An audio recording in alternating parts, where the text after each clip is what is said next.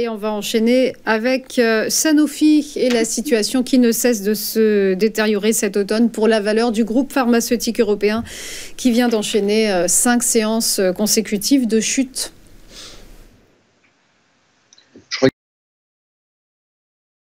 regarde Sanofi à l'ouverture. Alors, Sanofi, donc vous avez tout à fait résumé la situation boursière de Sanofi. Après une période entre février et mai-juin, même juillet de cette année, Sanofi a évolué à l'intérieur d'un range compris entre 86,74 € et 93,19 €. Pendant cet été, au mois de juillet, en juillet-août, on a franchi, après avoir touché à la mi-juin, la borne basse à 86,24 €, la borne basse du range.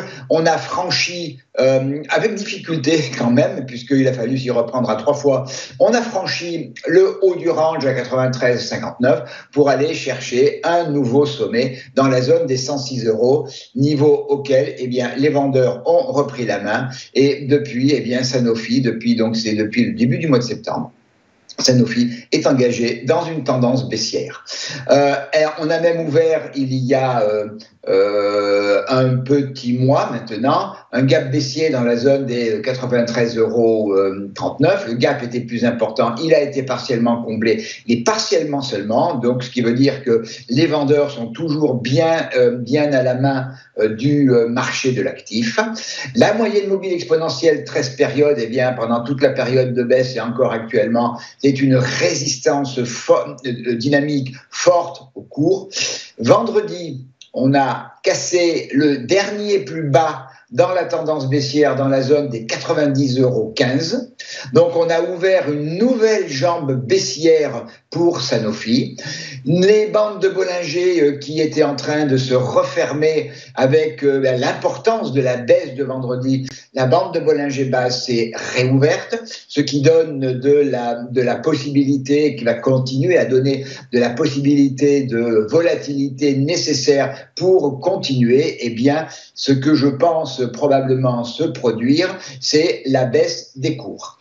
Le dernier mouvement baissier a consolidé sur la zone des 23,6% de Fibonacci à la fin du mois de novembre, début du mois de décembre. Et sur ce retracement 23,6, qui est un retracement quand même relativement faible, les cours sont repartis vers le bas.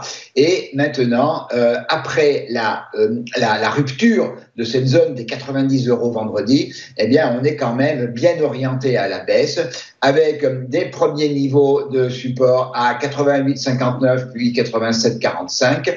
Mais je pense que si le mouvement se perpétue, l'objectif, le premier véritable objectif, c'est à la fois ce support majeur à 86,24 € qui est également l'extension de Fibonacci 0,618 du mouvement de baissier, de consolidation sur le 23,6 et de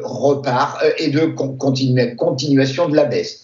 En dessous de 86,24, j'ai à la fois un niveau de support et l'extension 0,786, donc une convergence d'objectifs sur 84,80, puis le support à 83,34. Alors, on va d'abord confirmer aujourd'hui que la zone des 90 € effectivement est cassée. Dans le cas contraire, si c'était une situation qu'on appelle un peu de bear gap, un piège baissier, bear trap, un piège baissier, il faudrait de toute façon refranchir la zone des 93,20 €, qui est également le gap baissier dont j'ai parlé il y a quelques minutes, pour invalider la tendance baissière, le mouvement baissier qui fonctionne depuis le début du mois de septembre. Donc vous avez compris, Roselyne, en ce qui me concerne, que mon biais demeure baissier avec certainement un objectif dans la zone des 86,24 €.